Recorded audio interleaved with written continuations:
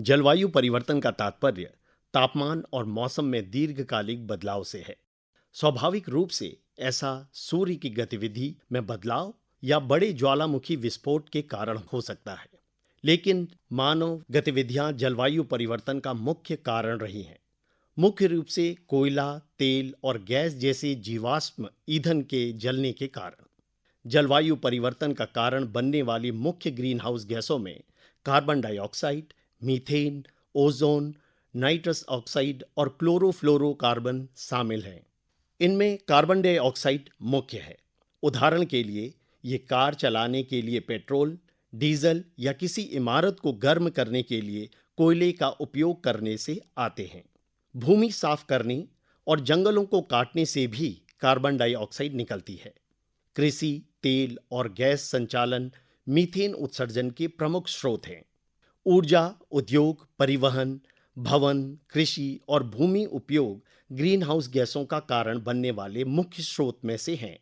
वायुमंडल carbon dioxide के लिए ऊपरी सुरक्षित सीमा 350 भाग प्रति मिलियन यानी कि 10 लाख में 350 भाग है। 2012 में कार्बन डाइऑक्साइड मात्रा थी 394 ppm, जो सुरक्षित सीमा से कहीं अधिक है।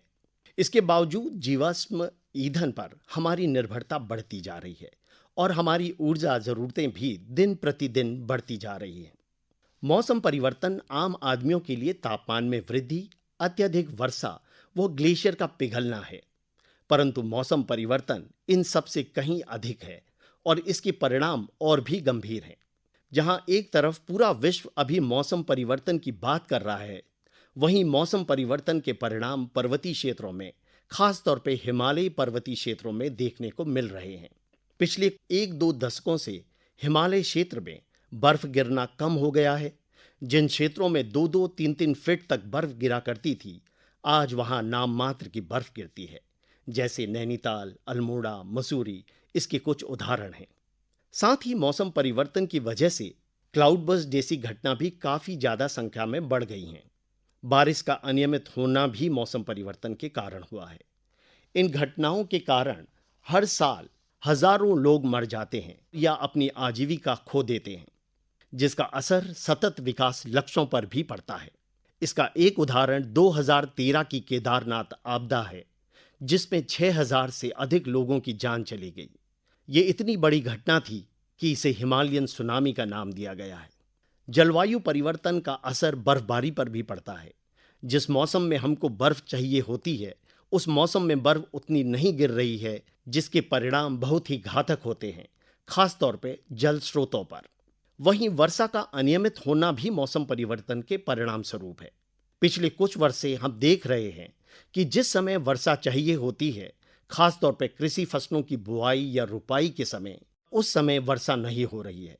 और जिस समय वर्षा नहीं चाहिए होती है, यानी कि कृषि फसलों की जिस समय कटाई का समय होता है, नवंबर दिसंबर का महीना हो या मई और जून का महीना, उस समय अत्यधिक वर्षा का होना। कृषि की दृष्टि से यह देखें तो यह एक चिंतनीय विषय है, क्योंकि यदि रुपाई के समय वर्षा समय से नहीं होती या कटाई के समय अत्यधिक वर्षा हो जाती है, तो कृषि पर इसका गहरा प्रभाव पड़ता है। कृषि फसलों के उत्पादन में बहुत ही कमी आ जाती है और जिसकी वजह से हमारे सतत विकास लक्ष्य जैसे कि गरीबी की पूर्णतः समाप्ति, भुखमरी की समाप्ति, अच्छा स्वास्थ्य और जीवन स्तर पर काफ़ी प्रभाव पड़ता है और वो पीछे हो जाते हैं, क्योंकि इससे कृषि उत्पादकता कम हो जाती है, किसान अपनी आजीविका खो देते हैं, जिससे भूख और कुपोषण होता है। बर्फ का कम होना भी एक चिंता का विषय है। मैं रामगढ़ का उदाहरण देना चाहूँगा। रामगढ़, जो कि उत्तराखंड के नैनीताल जिले में उद्यान के लिए प्रसिद्ध क्षेत्र है, जहां अंग्रेजों ने सबसे पहले सेब की खेती शुरू की थी, जहां एक समय पूरे रामगढ़ में सेब के बगीचे हुआ करते थे, आज वहां सेब के बगीचे नाम मात्र रह गए हैं, जिसकी वजह है ठंड का कम होना और बर्फ का कम गिरना। वैज्ञानिकों का कहना है कि सेब की खेती के लिए कम से कम 800 घंटे तापमान 0 डिग्री से नीचे होना चाहिए, परंतु पिछले 2-3 दशकों में पर्वतीय क्षेत्र का तापमान धीरे धीरे बढ़ता जा रहा है और सेब को जिस तापमान की जरूरत थी, वह तापमान नहीं मिल पा रहा है, जिसकी वजह से धीरे धीरे उत्पादन में कमी और सेब के बगीचे विलुप्त होते जा रहे हैं, जो एक उच्च आर्थिक फसल होने के कारण किसानों की आय पर प्रभाव डाल रही है। इसी तरह मौसम परिवर्तन का असर अन्य फसलों में भी पड़ रहा है। धीरे धीरे हमारी पारंपरिक फसलें कम होती जा रही हैं, क्योंकि जो तापमान, जो वर्षा उनको चाहिए होती है, उनको पर्याप्त रूप से नहीं मिल पा रही है। मौसम परिवर्तन का प्रभाव जल स्रोतों में भी देखने को आया है। पर्वतीय क्षेत्रों में अधिकतर गांव अपने पारंपरिक स्रोतों पर निर्भर रहते हैं, लेकिन बर्फ का कम गिरना, वर्षा के कम होने से या अनियमित होने से जल स्रोतों में पानी या तो कम हो गया है या वह विलुप्त हो गया है, जिसके कारण से लोगों का पलायन देखने को भी मिलता है। इसका परिणाम हमारी बड़ी नदियों में भी पड़ रहा है, क्योंकि पर्वतीय क्षेत्र के कई स्रोत जो इन नदियों से जुड़ते हैं, उनमें पानी की मात्रा बहुत कम हो गई है, जिसका प्रभाव निचले क्षेत्रों में देखने को मिल रहा है या आने वाले समय में दिखेगा।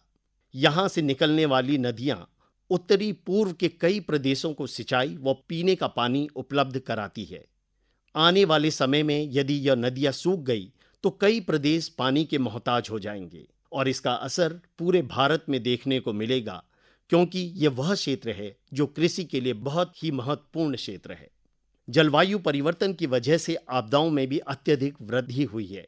यदि पिछले वर्ष की ही बात करें तो पूरे हिमालय क्षेत्र में अत्यधिक वर्षा की वजह से बाढ़ का प्रकोप रहा, जिसकी वजह से न केवल कई जानें गई बल्कि अत्यधिक संपत्ति का भी नुकसान हुआ है।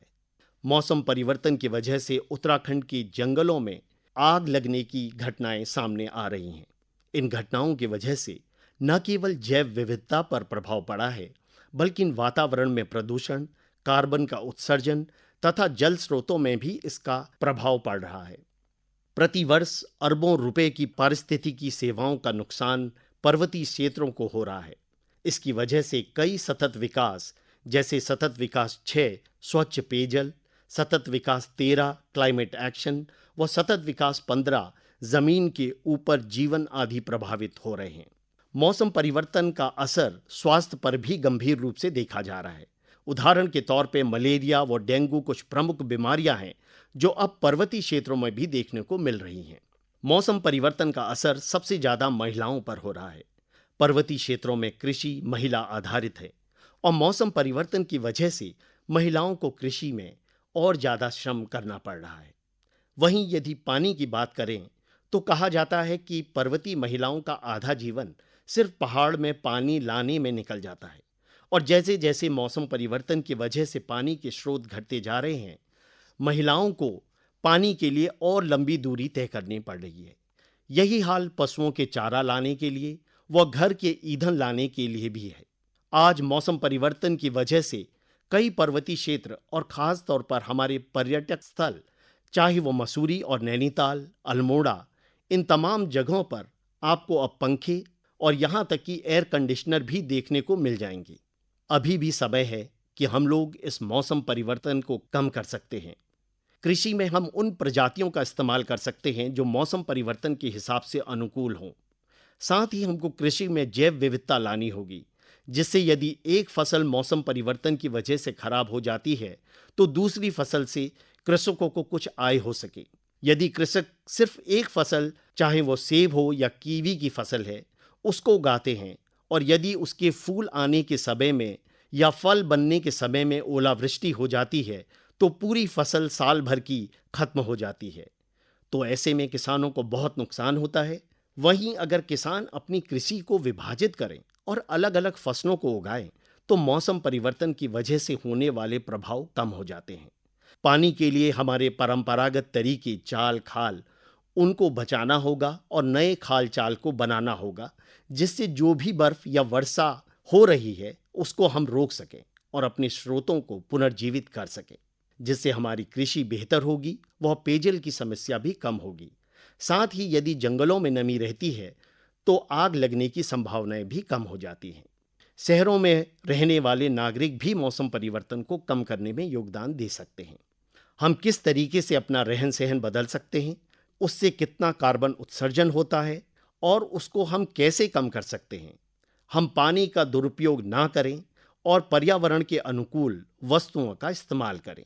मौसम परिवर्तन एक देश या क्षेत्र की लड़ाई नहीं, बल्कि एक पूरे विश्व की लड़ाई है, जिसे इस मानव प्रजाति ने अभी सुलझाना है, वरना हमारी आने वाली पीढ़ियां शायद इस सुंदर पृथ्वी का आनंद नहीं उठा सकेंगी। मैं अंत में बराक ओबामा का कथन दोहराना चाहूंगा, we are the first generation to feel the impact of climate change and the last generation that can do something about it. अर्थात हम वो पहली पीढ़ी हैं जिसने मौसम परिवर्तन के परिणामों को देखा है और सहन किया है, और हम वो आखिरी पीढ़ी हैं जो इसके लिए कुछ कर सकती हैं। धन्यवाद।